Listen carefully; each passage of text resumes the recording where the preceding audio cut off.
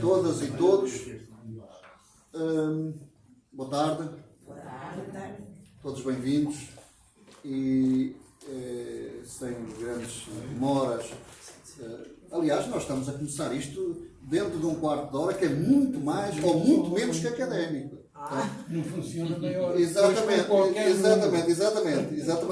Não é aquela meia hora ou aquela hora, geralmente das Assembleias Gerais, não é? Com qualquer número de sócios. Portanto, no fim de contas, nós todos somos sócios desta causa da poesia, no fim de contas, por esta via da tentativa permanente do homem.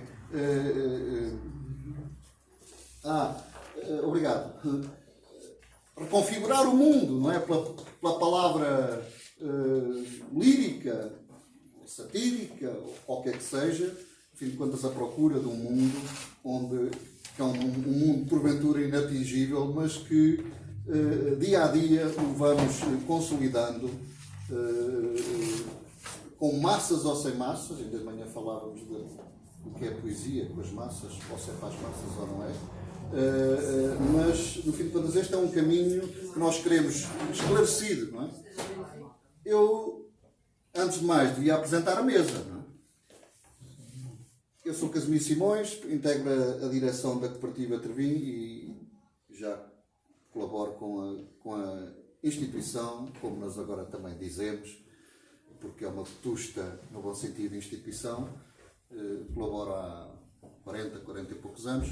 O Pedro Malta, que está aqui à minha direita, foi um dos fundadores do jornal, portanto, já há mais de 55 anos. E foi o seu primeiro diretor durante cerca de 22 anos, se não estou em erro, e depois, mais tarde, voltou a ser diretor. Tanto quanto sei, pelas antigas conversas, já do século passado que nós tínhamos, o Pedro sempre foi um admirador do Jornal Fundão e do Fernando Paulo Louro, que era o António Paulo Louro, uma figura realmente com a dimensão que a maior parte de nós lhe reconhecemos. E o Pedro era realmente, via no Jornal Fundão, se eu estiver errado, depois ele vai-me corrigir, apesar de não querer falar. Portanto, exatamente, depois fala, se for preciso, por isso. Portanto, era um admirador e passou essa mensagem também para o interior da nossa casa, não é? Eu já estou a pensar na materna casa da poesia, a nossa é quase uma materna casa do jornalismo e de alguma ousadia legítima de querermos uma Lausanne e um Portugal e um mundo, uma cidadania que tenha pés bem assentes na cultura, digamos, e numa democracia plural e esclarecida, não é? Pedro, se eu estiver a falar mal de política, você avise, não é? Porque esta conversa não é política. Bem, de qualquer forma, como dizia outro, tudo é política. O Fernando, porque é que está aqui o Fernando Paulo? Por várias razões. É evidente que o oficial é que ele é um investigador do Eugênio de Andrade, cujo centenário está a ser comemorado, e está a ser comemorado desde quinta-feira até amanhã, durante 4 dias. É um dos homenageados pelo Festival Literário Internacional do Interior, Palavras de Fogo, que nasceu aqui na Lausanne e cá continua, enquanto houver liberdade para isso e vontade. Que é um festival que este ano foi fundado pela Cooperativa Tervim, que é uma cooperativa, digamos, amiga também da Cooperativa Tervim, e temos aqui mais uma outra cooperativa, mais recente, que se chama Pedrinhas, que também é intervenção de uma outra forma na área cultural. Portanto, é só para puxar também dos pergaminhos do cooperativismo cultural aqui no nosso concelho. Eu a dizer que esta iniciativa dedicada à obra e à pessoa de Eugênio de Andrade, que nasceu como José Fontinhas, e outro nome que eu agora não me lembro, outro apelido. Como? Era Rato. Pronto. O homem que me está a corrigir é um parente, um familiar do José Fontinhas, do Eugênio de Andrade. Pronto. Desculpa, pá. E eu soube antecipadamente que ele vinha. Há aqui a coincidência de ele ser um amigo também da Lausanne, das nossas iniciativas comuns, designadamente da Serra da Lausanne, o Encontro dos Povos da Serra da Lausanne, que é uma iniciativa na qual o Tervim está desde a primeira hora. Aliás, foi um dos fundadores. O uma das entidades fundadoras. E eu a dizer que o José Fontinha, ou mais propriamente Eugênio de Andrade, é a razão aqui da nossa presença. E parece que uma presença qualificada, independentemente do número, mas também não cabíamos cá mais, portanto os que estão são aqueles que são necessários. Eugênio de Andrade não sou eu que o vou caracterizar, mas é um homem que, um intelectual, um artista da palavra, que percorre grande parte do século XX e ainda parte do século XXI. Morreu, salvo erro, com 82 anos. Não é? Temos-lo aqui, com a colaboração da Mariana Domingos, que é uma trabalhadora aqui da Cooperativa Trevinho, uma das trabalhadoras. Curiosamente, são 3, e são 3 mulheres. É importante também sublinhar isso. O que mais eu diria? É que o Fernando Paulo Louré, desculpa eu vou falar por ti aqui, é um amigo, é um camarada da profissão, de outras andanças, é um especialista do Eugênio de Andrade, é um conterrâneo do Eugênio de Andrade e também dá o seu contributo para este aspecto mais global da obra de Eugênio de Andrade, embora fossem praticamente vizinhos. Eu conto uma pequena história rápida, de improviso, sobre aquilo que são os conceitos hoje, passado 40, 50, 60 anos, do espaço e do tempo, e daquilo que pode ser o papel da poesia, da literatura em geral. E é verdade, estava a esquecer, agradeço à Cooperativa Arte Via, agradecemos, a Cooperativa agradece, e a todas as outras entidades, ao Fernando Paulo Louro e a todos os presentes, a vossa vinda. Aqui há tempos, que há muitos anos, o meu pai contava uma história verdadeira que tinha a ver com o Fundão e com a Lausanne. E o Fernando também foi diretor do Jornal do Fundão, depois do tio. Não conhecerá esta história, obviamente que é uma história quase familiar, mas assim passa a conhecê-la também. É que o Fundão tinha antigamente muitas ligações, como aquilo que é longe se torna perto e aquilo que é perto às vezes se torna longe. Tinha muitas ligações à Lausanne por via daquilo que era a realidade agropecuária e porventura até a transumância, mas neste caso a compra e venda de gado bovino nas feiras e outro gado, mas sobretudo o bovino. E havia uma família aqui cujas casas já não estão lá, infelizmente, que eram casas muito bonitas, que era a família dos Guerras. O pai chamava-se Luís Guerra e o filho também era Luís Guerra. Alguns dos presentes os conheceram. Era das poucas famílias nessa altura, eles negociavam com gado bovino, eram das poucas famílias que tinham telefone seguramente na Lausanne nesse tempo. O pai estava para o Fundão e o filho estava cá, e do Fundão ele precisava de falar com o filho. E liga para casa agrícola, que eles tinham aqui embaixo, e queria falar com o filho Luís. O filho Luís, ou porque não estaria a pegar bem no telefone, porque na altura as pessoas não tinham a agilidade que têm hoje, não era surdo seguramente, porque era jovem, ele gritava do outro lado, o pai, que já era velho nessa altura, o velho Luís Guerra: "Ó Luís, olha que eu estou no Fundão, quero tratar contigo por causa daquele negócio de bois amanhã, não sei o quê, e tal. E o Luís: diga pai, não te estás a ouvir, mas tu estás a ouvir ou não? Olha que eu estou muito longe."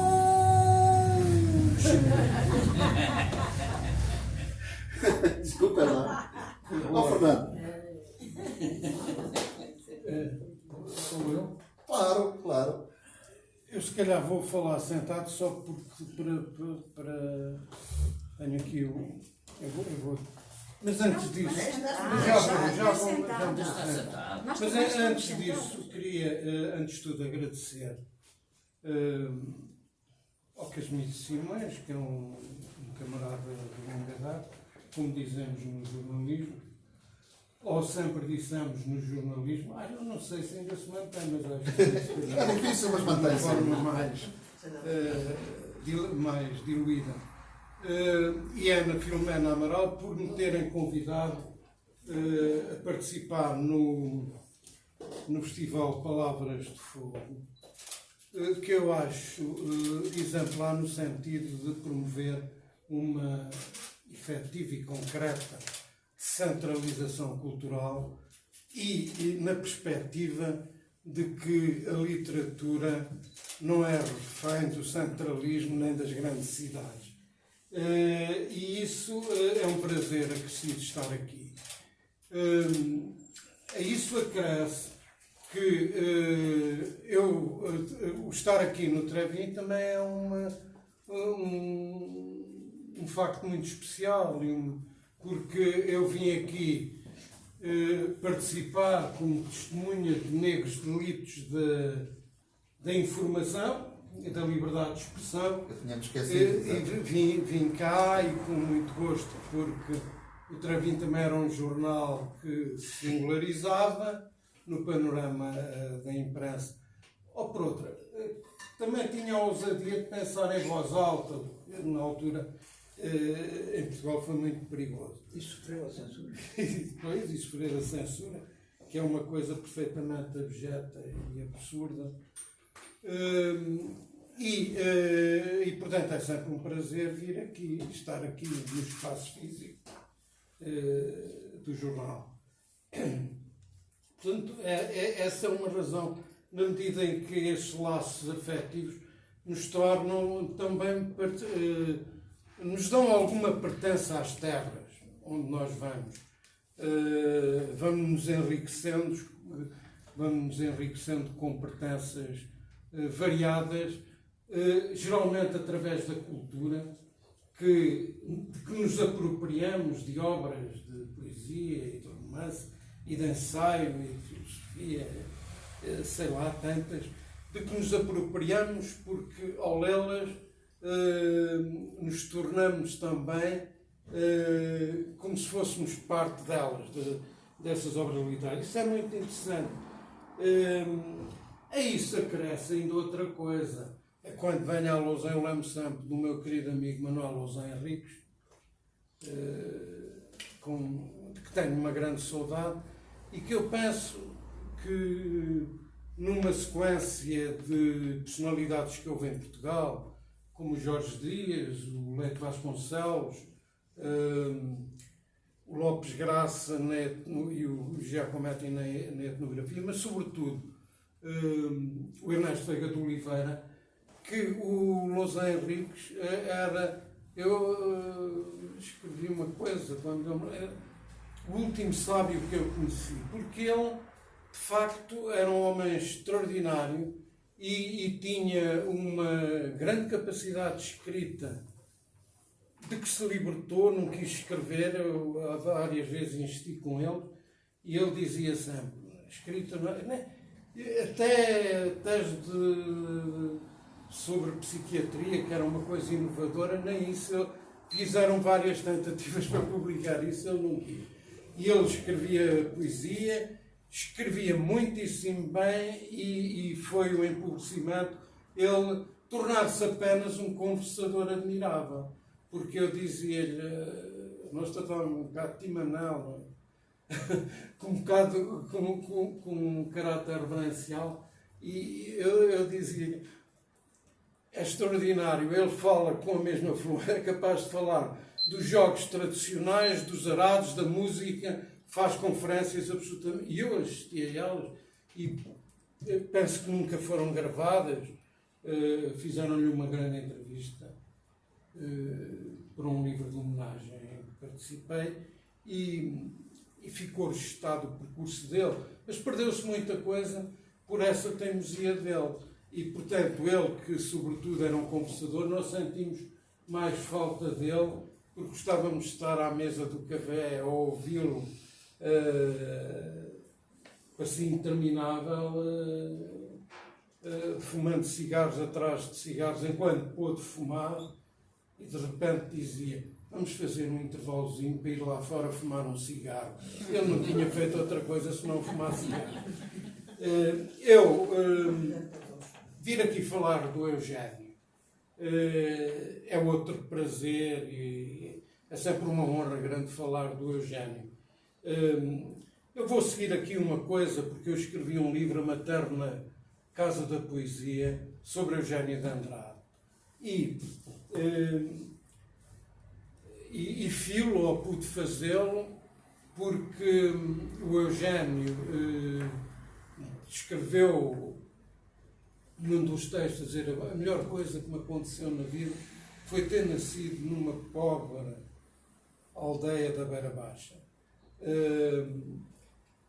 E eu tomo um bocado da ideia para dizer, uma das coisas boas que me aconteceu na vida foi ter sido amigo do Eugénio de Andrade e poder conviver com ele, acompanhá-lo na Beira.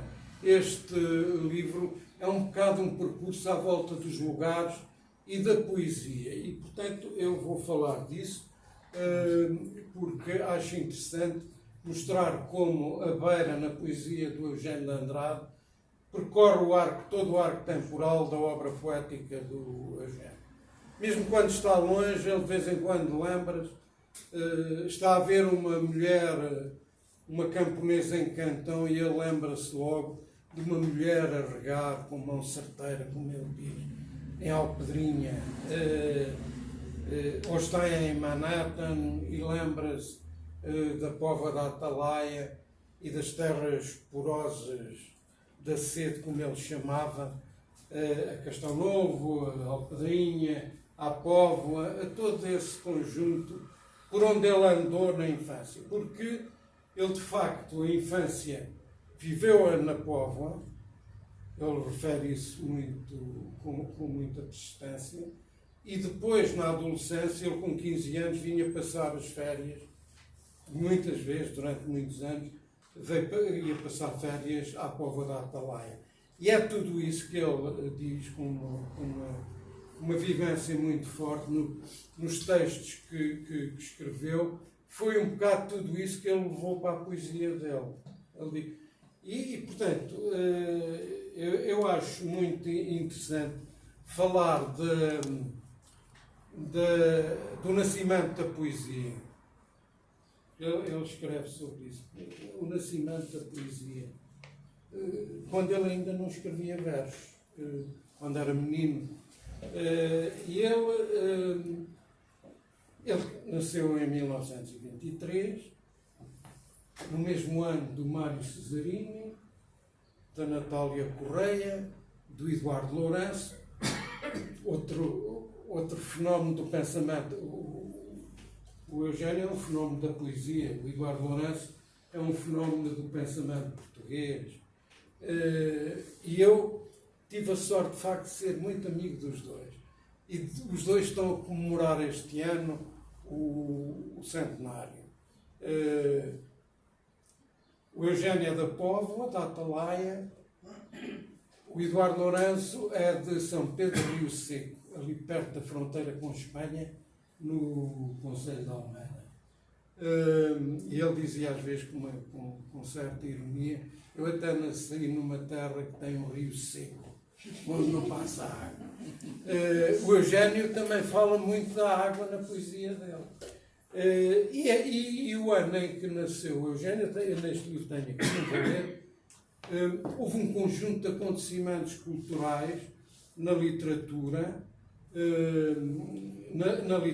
na poesia, de publicação de grandes obras, no cinema, até do Chaplin, do Lubitsch, que produziram filmes, e parece que o Eugénio estava fadado para nascer num dia especial, porque ele, na Póvoa da Atalaia, nasceu precisamente no dia de São Sebastião, no dia 19 de janeiro, que é um dia em que fazem uma grande festa, uma festa que tem uma parte que parece iniciática em relação aos jovens, que são os que participam nas festas.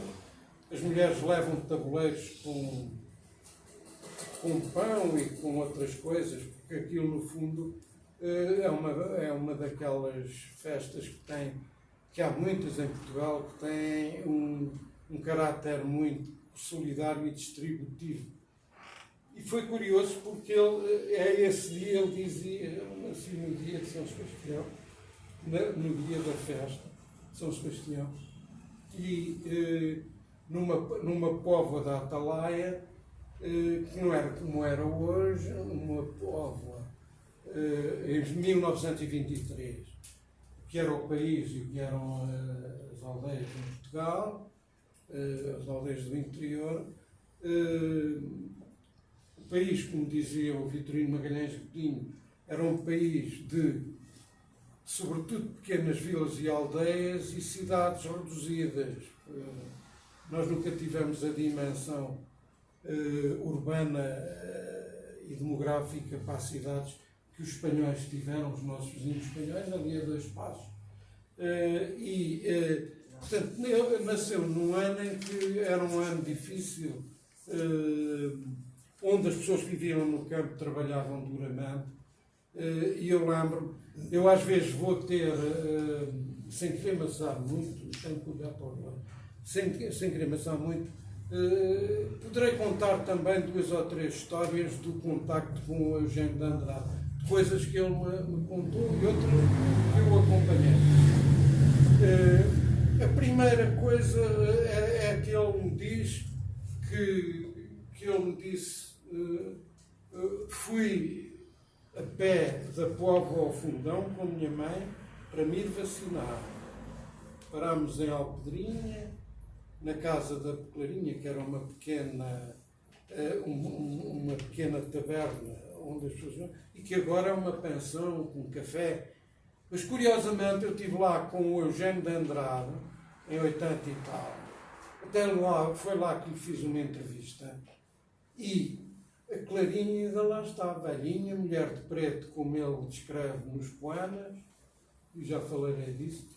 E eu fiquei verdadeiramente fascinado, e são aqueles momentos absolutamente surpreendentes que uma pessoa não esquece, em que ele esteve a ler para ela um dos textos que eu por acaso transcrevo aqui, em que ele fala precisamente da infância e que é um texto muito bonito. Não vou ter tempo para ler essas coisas todas, mas, por exemplo, vou deixar referências. É um texto que é uma dedicatória do livro Os Amantes Sem Dinheiro, que é uma dedicatória à mãe. Ele é curioso porque é um texto contado por ele, mas perdíamos tempo, é muito mais bem descrito. Mas ele o que fala é que um dia acorda na casa da Eira, já falarei da casa da Eira e da casa do Adre, que foram as casas da infância dele.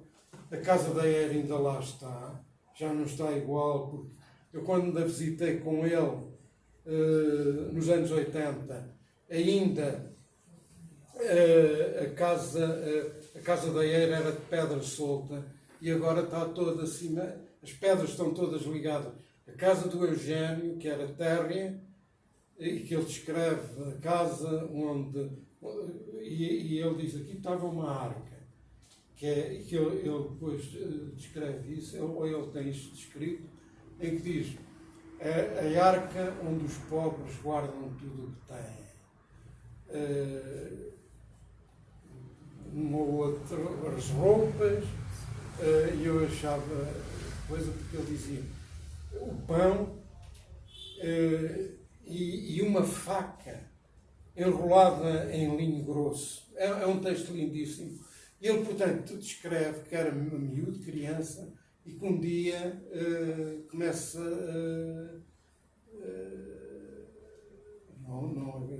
a chorar. Ele disse, foi o tempo das lágrimas. Mãe, onde é que estás? Mãe, a mãe não estava. Mãe, onde é que estava? E ele dizia, a determinada altura, eu pelas frestas via estrelas a cair lá fora da casa. E não as ia poder apanhar, nem tu mas podias dar, porque nessa altura estavas a ganhar o pão para aquele que agora te oferece estes versos. É uma coisa lindíssima.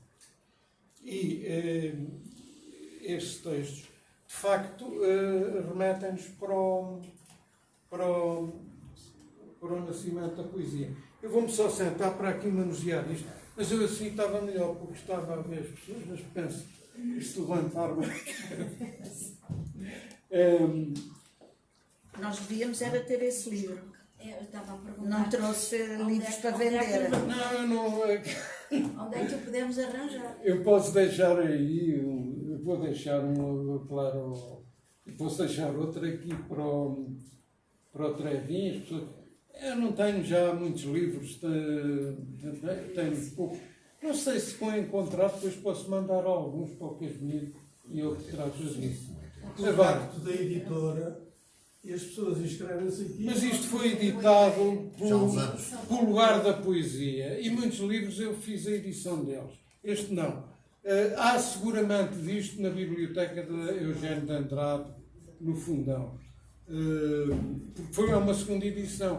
Este livro, aliás, tem uma história, já agora voltei atrás para contar a história do livro. Era presidente da CCDR aqui de Coimbra, Manuel Porto. Não, já foi depois. O Abílio Hernandes. Ah. O professor Abílio Hernandes. Eu conheço bem. E houve um projeto que infelizmente foi interrompido. E só se cumpriu nesse ano, que foi fazer livros sobre autores da região centro. A mim propuseram... Não foi a capital da cultura? Não, isso já não foi. Foi uma Rota dos escritores da região centro. E aquilo até foi curioso, porque eu fiz o Eugênio de Andrade, houve um professor que fez o Virgílio Ferreira, que é de Melo, o Vital Moreira fez do Carlos de Oliveira, já não sei quem fez do Afonso Lopes Vieira. Era uma coleção de livros. E a mim, a determinada altura, estava no jornal, não tinha muito tempo, ia fazendo estas coisas, quem coordenava isto editorialmente era o professor Seabra Pereira, da Faculdade de Letras. E o Seabra Pereira telefonava, tem um livro e tal, precisamos de imprimir isso. E eu dizia assim, o Eugênio ainda estava vivo, morreu pouco depois, e por isso este livro tem uma história interessante com ele. E eu dizia ao Seabra Pereira, há aqui um problema. Eu sou o único que estou a fazer um livro sobre um autor vivo. Os outros morreram todos. Portanto, não podem protestar. Agora, o Eugênio, eu sou amigo dele e a única coisa que eu não queria é que eu disse, mas porquê é que este gajo se meteu nisto? Porquê é que ele se meteu a fazer agora isto? O que aconteceu foi que foi a outra edição, esta é uma edição, já a segunda edição disto, e o Eugênio estava já doente. Eu lembro que telefonei para a Fundação, falei com a doutora Margarida Correia e disse o Eugênio tinha um bocado o culto da beleza e do corpo. Ele estava doente e com uma doença lixada que o deformava. E a doutora Margarida Correia diz-me assim, olha, eu se quer que lhe diga, eu acho que não deve vir porque não vai encontrar o mesmo Eugênio. Ele punha sempre, pedia-nos para pôr música clássica e tal, disse, não quero mais. Era ao fim. Mas eu mandei o livro e pedi-lhe, então, mas mostre-lhe o livro para ver, para ele. Ele não vai ler, mas digam-lhe os capítulos, há aqui coisas sobre a mãe e tal. E o Eugênio, que era um homem perspicaz e muito atento às coisas editoriais, os livros dele têm todos uma simplicidade muito grande, não é? E ele mandou, olha, digam ao Fernando que eu não pude ler o livro, mas gostei do livro, mas este livro merecia outro enquadramento gráfico. Porquê? Porque os tipos das edições lá da região centro, aquilo foi um bocado a despachar, era tudo igual, capa igual. E ele mandou-me dizer o seguinte, quem fazia bem aquilo era o pintor, Mário do Porto. Não, o do Porto, que faz as capas dos livros do Eugênio. Agora não lembro do nome. E eu ainda falei com ele e ele disse-me logo, pelo Eugênio e tudo. E eu disse, então eu que não lhe vou dar trabalho com isso, mas vou pedir à expressão da capa para pôr aqui uma coisa em relevo, que é uma árvore, os ramos de uma árvore, que se vê pouco, porque isto é um fundo branco, só no toque praticamente é como tipo vê, estás a ver? É, muito bonito. E eu disse, e ele concordou comigo, disse, não, isso é uma coisa que o Eugénio iria gostar. O Eugénio morreu pouco depois do livro publicado, mas ainda o viu, mas viu a outra edição, não viu esta. E eu, neste livro, começo por referir que eu cumpro um desejo do Eugénio quando ele pediu para ter outra grafia. E depois, eu já volto ao nascimento da poesia. Este livro tem uma outra coisa, porque um dia eu andava a passear com o Eugénio, e ele andávamos, ele tocou-me assim no braço, para pararmos, andámos a passear, lá no fundo, para pararmos, meteu a mão ao bolso do casaco que levava e tirou era uma série de folhas, e disse-me, mas o que é que interessam os valores materiais? Porque ele abominava um bocado o luxo, de que dizia ele que a cultura ocidental se tinha transformado. Por isso, ele gostava muito de uma designação que o Vitorino Mésio fez para a poesia dele, dizendo que ele utilizava uma estética de povertà simples e a simplicidade das coisas. E ele mostrou-me aquilo, mostrou-me. O que interessa verdadeiramente é isto. Eu não sabia o que vinha e quando desdobrei ele me passou para a mão. Era uma carta do Herberto Helder, que eu depois transcrevi aqui, o que causou grandes engulhos, porque os gajos não queriam que eu transcrevesse a carta. Eu transcrevi a carta quando o Eugénio morreu. Porquê? Porque tendo vivido essa situação, quando ele me mostrou a carta do Eugénio, do Herberto Helder, eu disse, isto é a melhor homenagem que eu posso fazer ao Herberto Helder. Ainda que ele, ao Eugénio de Andrade, ainda que ele se refira a outros poetas. Eu transcrevi a carta original, publiquei um facsímile do original, apesar com rasuras e tudo. Não, e houve, apesar da letra do Herberto Helder ser muito certinha e ler-se, como aliás a do Eugénio tinha uma letra.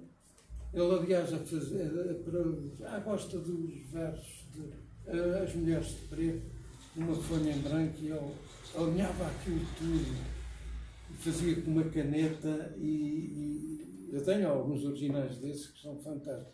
Mas publiquei também a carta transcrita, e só vou ler o primeiro parágrafo, que é uma carta longa.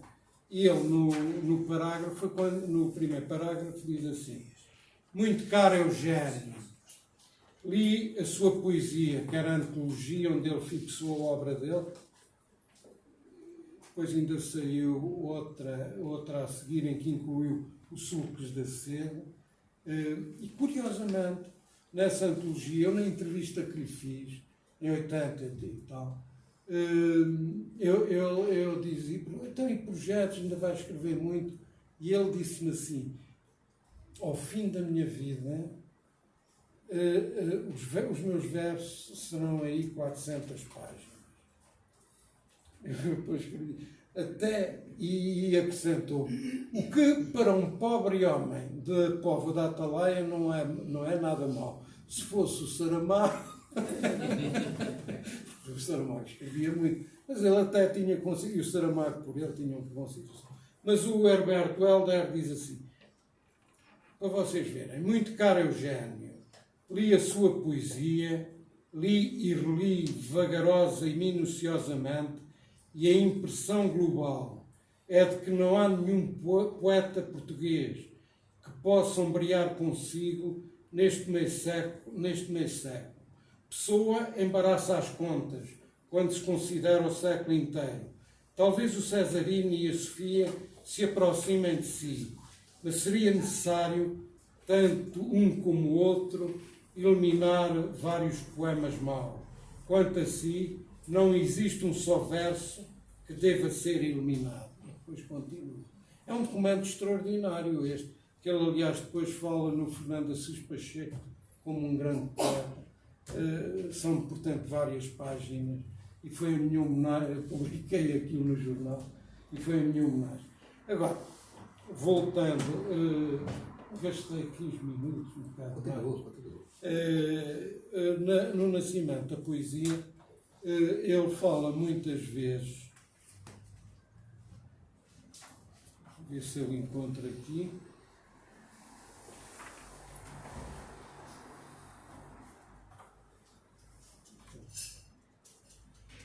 pois tem as mulheres de preto, isto.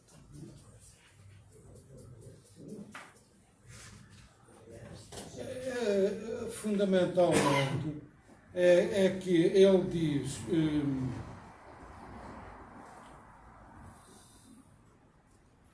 em que ele diz que houve um dia em que viu uma mulher a cantar, também cantava. Depois diz no outro dia, nesse tempo a minha mãe era uma mulher triste. Mas ele falava nas canções da mãe. E dizia, ouviu um harmónio a tocar. Depois diz, estou a falar do nascimento da música e da poesia. São textos muito bonitos, e muito bonitos no sentido de ser uma poesia em prosa que é fantástica. E ele, eu falei na dedicatória porque é extraordinário, e depois tem outro texto absolutamente que nos toca muito, porque provavelmente não o vou ler todo, mas em que diz assim: sou filho de camponeses, passei a infância numa daquelas aldeias da Beira Baixa que prolongam o Alentejo, e desde pequeno, de abundante, só conheci o sol e a água. Nesse tempo, que só não foi de pobreza por estar cheio do amor vigilante e sem fadiga de minha mãe, aprendi que poucas coisas são absolutamente necessárias. São essas coisas que os meus versos amam e exaltam: a terra e a água, a luz e o vento, consubstanciaram-se para dar corpo a todo o amor de que a minha poesia é capaz. As minhas raízes mergulham desde a infância no mundo mais elemental. Guardo desse tempo o gosto por uma arquitetura extremamente clara e despida que os meus versos, que os meus poemas tanto se têm empenhado em refletir. O amor pela brancura da cal, a que se mistura invariavelmente no meu espírito o canto duro das cigarras, uma preferência pela linguagem falada, quase reduzida às palavras nuas e limpas de um cerimonial arcaico. É um texto, e continua, é um texto muito bonito, mas em que fala de facto do que é a poesia, das coisas. Ele diz noutra coisa umas palavras, já por causa disso, porosas, a terra, o barro, que são coisas extraordinárias que ele levou. E quando eu disse que o arco temporal da poesia dele refletia sempre isso, é que ele, por exemplo, já num dos últimos livros, no Sulcos da Sede, já foi justaposto na segunda edição da antologia, por vontade dele, ele a determinada altura diz aí: ainda estás no telhado da casa da Eira, a olhar isto e aquilo, os camponeses, quase no fim da arte poética dele. A arte poética dele está cheia de referências topográficas à beira, de referências a poemas que são do início. Eu, por exemplo, falando com ele, ele tinha uma memória fabulosa, dizia os versos dele e dos outros poetas. São tipo, ele diz, não. Até do Torga havia muita gente que dizia, mas ele era foi amigo do Torga em Coimbra, e o Torga, que era um poeta conhecido, viu logo que ele era um grande poeta, porque tinha já publicado As Mãos e os Frutos, e há bocado eu estava a reler, como vim dos Açores, andava a reler tudo do Vitorino Nemésio, e encontro uma coisa sobre As Mãos e os Frutos, em que o moço, ele chama-lhe o moço Eugênio de Andrade, ele era muito jovem, e o Vitorino Nemésio diz, chegou um grande poeta à literatura portuguesa. Eu achei notável isso. Como ele viu logo, e isso é espantoso. E, portanto, essas realidades tocam muito, porque o Eugênio, primeiro, ele, nos regressos que fez à beira, ele teve muito tempo distanciado. Eu reencontrei, tínhamos feito uma homenagem, mas eu era muito jovem. Julgo que nessa altura não me atrevi aí, e era amigo, depois tornei-me grande amigo deles. Foi uma homenagem em 74, antes do 25 de janeiro, no aniversário do jornal, a 3, que foi ao José Cardoso Pires, que era natural de São João do Peso, de Vila de Rei. São João do Peso. São João do Peso. E que tem aquela imagem cinematográfica que ele escreveu num texto lá para o jornal, que é: da minha terra tenho uma imagem antiga, deserto de pedras, padres e pedintes, e o barulho de um sapateiro num portal a quebrar o silêncio da aldeia. E depois dizia, terra imigrada, portanto. E discorria sobre um problema que é muito curioso. Também nós, escritores, somos todos imigrados. Temos que ir à procura de outros horizontes. E foi o Cardoso Pires, o Eugênio de Andrade, que falou sobre a obra dele, falou o Oscar Lopes, e o Manuel Cargaleiro. Sobre o Cardoso Pires foi o Stephen Reckert, um professor inglês, conhecia bem a obra dele. Essa primeira homenagem foi uma coisa, eu fiz a reportagem daquilo, portanto lembro-me de muita coisa. Eu passei para o papel, embora os gajos depois cortaram muita coisa, o discurso que leu o Oscar Lopes, e era uma coisa muito especializada, mas ao fim ele explicava porque é que a poesia, e depois fez um ensaio posterior com esse título, porque é que a poesia do Eugênio de Andrade era uma espécie de música, que é uma coisa também fantástica, a análise que ele faz da poesia do Eugênio. E eu pronto, não tive grande contacto nessa altura, lá estava a fazer as coisas para o jornal, os gajos deixavam piada, porque eu andava a estudar ainda, estava lá ocupado. Eu gostava mais daquela universidade do jornal do que a universidade verdadeiramente. Estou como o Gorky, não é? E então encontro-me em Praga, na Checoslováquia, em 80 e tal, com o Eugênio. Era um grupo que ia, também o Manuel Alegre, o Armando Castro, o economista, era um grupo que ia lá para um encontro internacional, e quando cheguei ao aeroporto, a única pessoa que lá estava, que tinha vindo do Porto, que andava lá sozinho, o Eugênio de Andrade. Eu fui ter com ele, já tal, né? Ele já não me conhecia, lá lhe disse quem era, e foi o meu companheiro a partir daí. íamos no avião os dois, lá dávamos uns passeios em Praga, e aconteceu uma coisa que para mim é a tal coisa que o tipo diz. Mas aconteceram coisas tão... Que sorte que eu tive.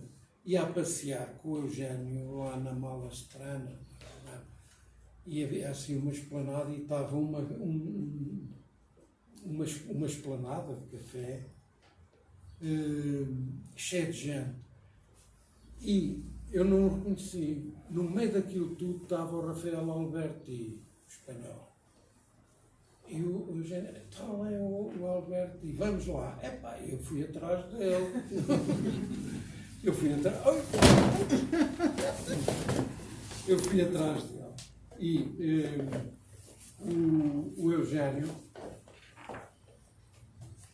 eu conto aqui isto por isso, não é por eu ter ido e ter conhecido o Rafael, sim, o Alberto, mas foi por ter testemunhado uma coisa importante. Que ele, quando se acercou do Alberti e lhe disse quem era, o outro conhecia, que era o grande poeta espanhol, né? E ele dizia, as suas traduções do Lorca, a geração de 27 e tal. O António Machado, que era o outro poeta que ele gostava muito, o Eugénio. E eu digo, olha esta coisa de estar aqui a ouvir isto, e metia isto aqui no livro, claro, como uma referência histórica, e ninguém ia dizer aquilo. Olha, ficou escrito. Claro. E é curioso, porque eu tenho um capítulo aqui que e foi uma coisa que penso que inovadora, que os críticos apressados não se lembram disso, que é a relação que há entre o Lorca e o Eugénio, de admiração, e mais do Eugénio ao Lorca, porque o Eugénio tinha 15 anos quando o Lorca foi assassinado em Granada, quando foi fuzilado. E, aliás, ele tem um poema violento sobre isso, o Eugénio. Mas eu estive a ler as coisas do Lorca. E há muito comum, o problema da mãe, o Lorca também tem muita coisa de a terra, os camponeses de Fuente Viqueros, que era a terra dele. Eu digo assim, tenho que fazer um capítulo sobre isto. E fiz Lorca e com fotografias da casa, das coisas do Lorca, porque o Lorca mexe muito comigo, porque quer dizer, aquilo... Quem conhece por dentro, de forma sórdida, como aquilo aconteceu e como ele foi assassinado, aquilo não tipo fica a tremer. E, portanto, esse paralelismo com a poesia espanhola, com poetas espanhóis, o Eugénio tinha.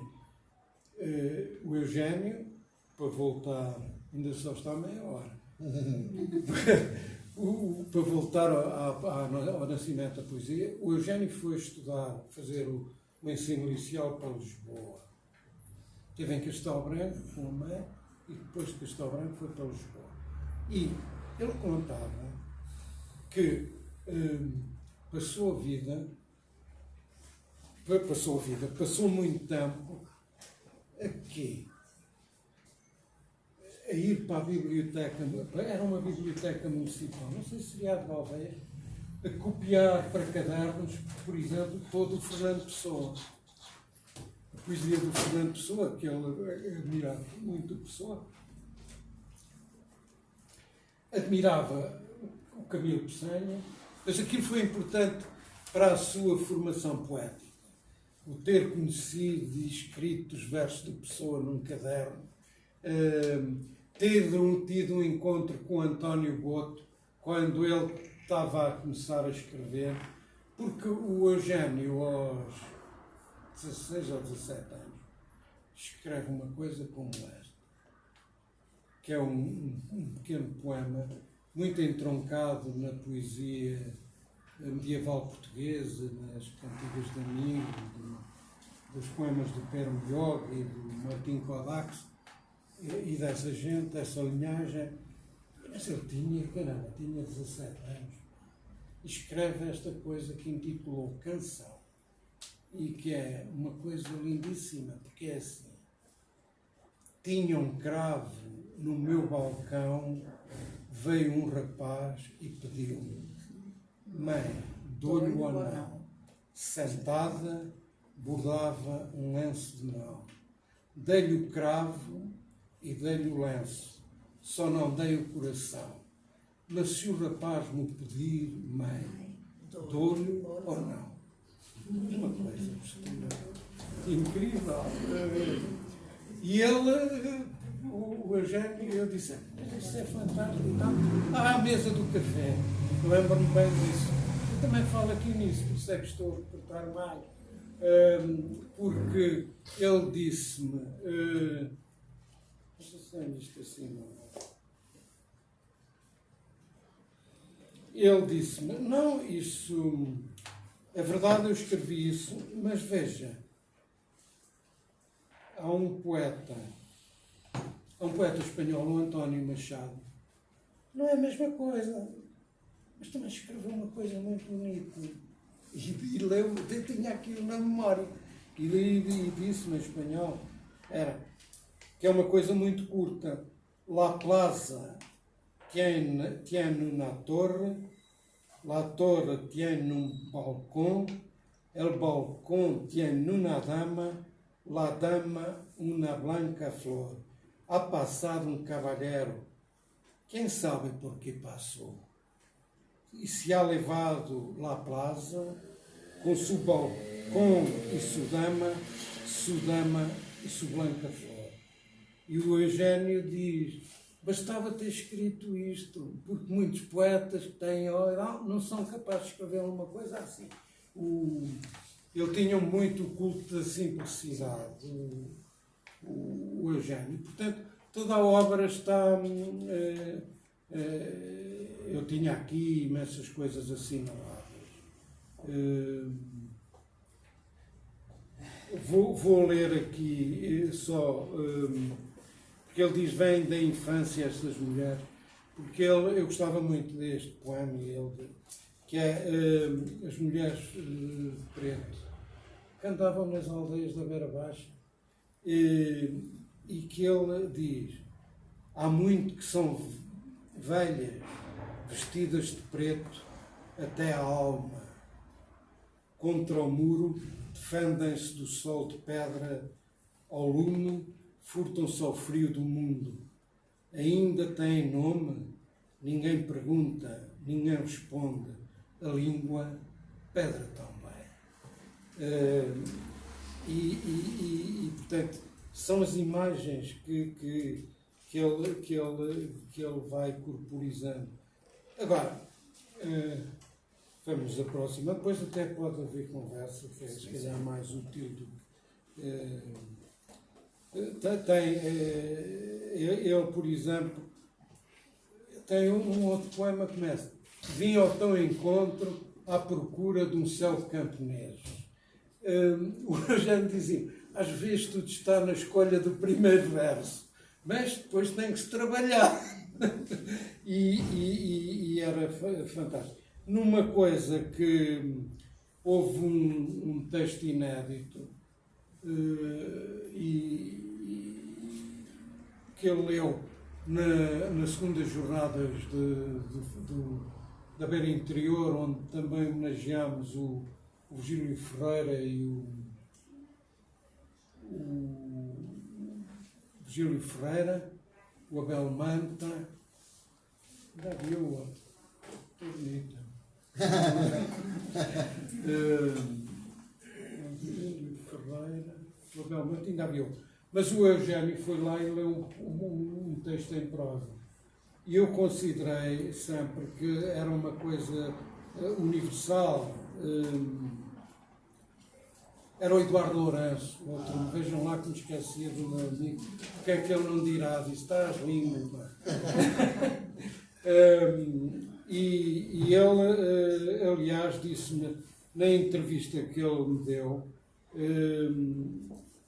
ele disse que que eu é que disse que nesse texto ele retomava, de certo modo, o falar materno para dar voz a palavras carregadas de sentido, como se o mundo nosso e o de todos os homens ali tomassem corpo através de um texto que, sílaba a sílaba, nascia dos lábios do poeta. Uma dádiva sublime, dizia eu, escrevi eu, aquele texto inédito. E ele disse-me, foi uma certa geografia da própria infância que fiz questão que viesse à tona. Mas está em infância isto. Que viesse à tona. E é bastante um texto daqui, portanto da beira, e um texto de todo o mundo. E então é um texto que é um bocadinho grande, mas eu acho que vale a pena lê-lo. Depois, um breve apontamento, eu daria a palavra, certamente. E então, o texto diz assim, chama-se As Mães. E é assim, vamos ver se eu consigo ler. Eu às vezes quando vou a Se calhar ações... quer acender a luz. Não, eu às vezes quando vou a ações, diz, ai, gente está habituada a ler poemas e tal. É pá, lê lá. Mas é um texto, teria que haver conhecimento prévio. Mas é As Mães.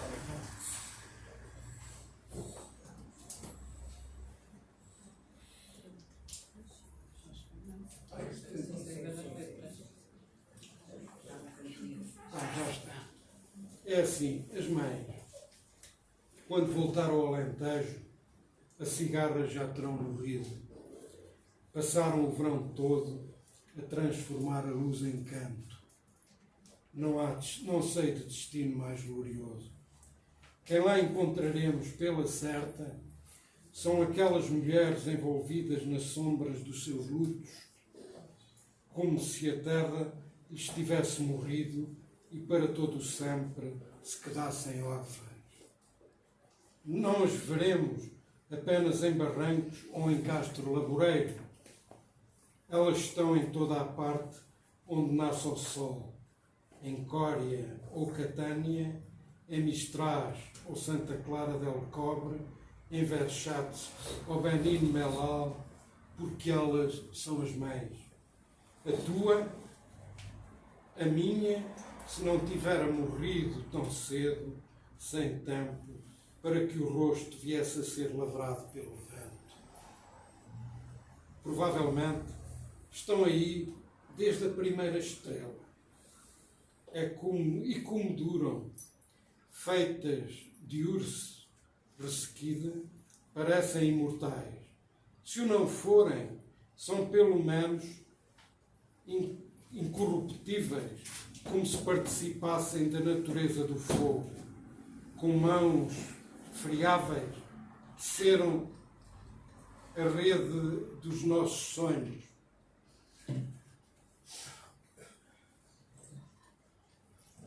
Vamos cá ver. Os nossos sonhos. Alimentaram-nos com a luz coada pela obscuridade dos seus lenços. Às vezes, encostam-se à cal dos muros a ver passar os dias, roendo uma côdea ou fazendo uns carapins para o último dos netos. As entranhas abertas nas palavras que vão trocando entre si. Outras vezes, caminham por calhas de pedras soltas, batem a um postigo, pedem lume, umas pedrinhas de sal, agradecem pela alma de quem lá têm, voltam ao calor animal da casa, aquecem um migalho de café, regam as sardinheiras depois de varrerem o terreiro.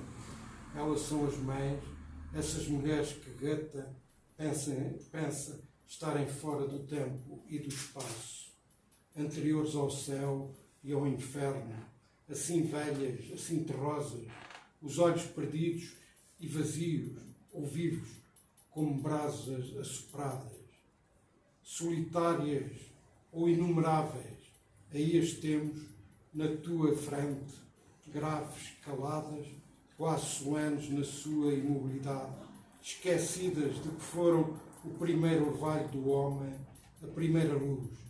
mas também as podes ver seguindo por lentas veredas de sombra, as pernas pouco ajudando a vontade, atrás de uma ou duas cabras com restos de garbo na cabeça, levantada, apesar das tetas mirradas. Como encontrarão descanso nos caminhos do mundo? Não há ninguém que as não tenha visto, com umas contas nas mãos, engelhadas, rezando pelos seus defuntos, rogando pragas à sua vizinha, que plantou à roda do curral mais 3 pés de couve do que ela, regressando da fonte, amaldiçoando os anos que já não podem com o canto. Ou debaixo de uma oliveira, roubando alguma azeitona para retalhar, e cheiram a migas de alho, a ranço, a aguardante, mas também a poejos, colhidos nas represas, a manjerico, quando é pelo São João, e aos domingos lavam a cara e mudam de roupa e vão buscar à arca um lenço de seda preta que também põem nos enterros, e ver como, ao abrir a arca, cheira a alfazema. Algumas ainda cuidam das cécias que levam aos cemitérios ou vendem nas feiras, juntamente com um punhado de maçãs amadurecidas no aroma dos fenos. E conheço uma que passa as horas vigiando as traquinices de um garoto que tem na testa uma estrela de cabrito montês e que só ela vê. Elas são as mães, ignorantes da morte, mas certas da sua ressurreição.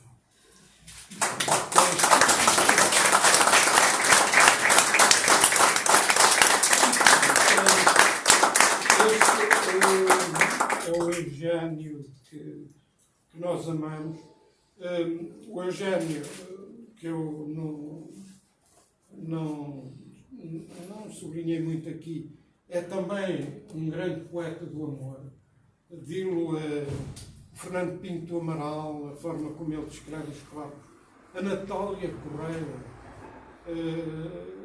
tem um ensaio muito interessante sobre essa vertente do Eugênio.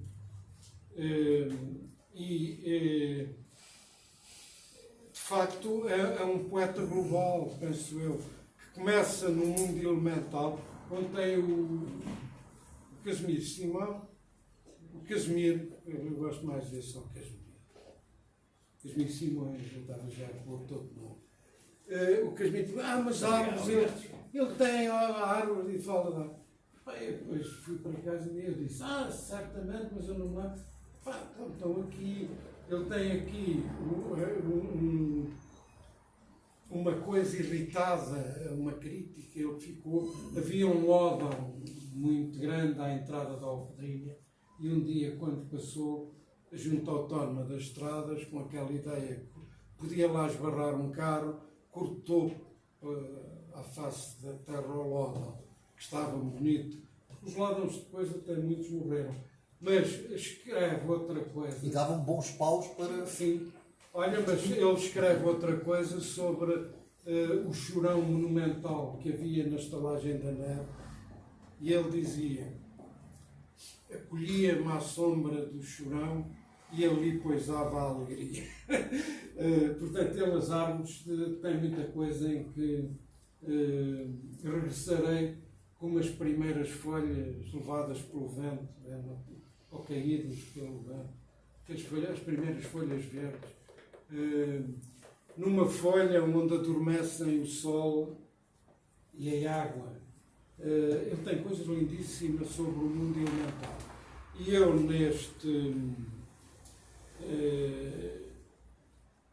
neste livro, digo aqui uma coisa, e vou acabar lendo isso, que é assim, que é uma síntese. há bocado falei na Natália Correia, ela dizia poeta de vocação eminentemente amorosa, a Natália. Eu digo aqui, o amor, a terra, o homem. É a materna casa da poesia de Eugênio de Andrade. Uma casa comum que os seus leitores habitam porque conhecem a arquitetura dos seus versos. Uma casa feita sílaba a sílaba, onde a escrita da terra, que é um livro, o título de um livro do Eugênio, é sempre uma escrita do coração, um alfabeto de esperança que ilumina os dias e nos faz reconciliar com o tempo. Uma casa onde aprendemos a amar o efêmero, pois todos, afinal, estamos de passagem, como dizem os seus versos. Amar o efêmero, porque todos, afinal, estamos de passagem. Eis a materna casa da poesia de Eugênio de Andrade. Basta abrir um livro seu e entrar. É a poesia que nos acolhe, uma poesia perto da fala, do ritmo de cada uma das sílabas, como que dizeis pão, água, vento, poeira. Palavras do poeta. Mesmo num tempo em, como disse o poeta, a terra está a ficar inabitável, o que ele não diria agora, acrescento eu, e o deserto não tem parado de crescer, para Eugênio de Andrade, um poema ou uma árvore podem ainda salvar o mundo. Na porosa fronteira do silêncio, os versos de Eugênio são uma magnífica âncora de esperança. E nunca teremos palavras para lhe agradecer como a terra seca agradece a água, palavras dele, o quanto tudo que a poesia misteriosamente é e que Eugênio tanto nos tem oferecido para repartirmos como o pão, como Neruda queria que os versos fossem distribuídos. Isto, no fundo, é para dizer aquilo que o Jorge Sena disse. Nunca a poesia salvaria o mundo, mas nunca o mundo poderia ser salvo sem ela. Eu trouxe aqui uma imagem breve da beira do Eugênio de Andrade, que está tão ligada à sua poesia e que vai ao encontro daquilo que de facto a poesia é, contra a banalidade do mal.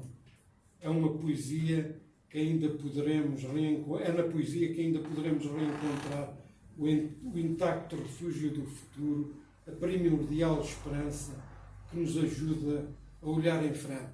Porque o Eugênio dizia que o compromisso do escritor e do poeta era procurar que o homem fosse o destino do homem. Isso é a poesia do Eugênio e nós todos julgo que respiramos de outra maneira quando a lemos e quando olhamos à nossa volta. Obrigado.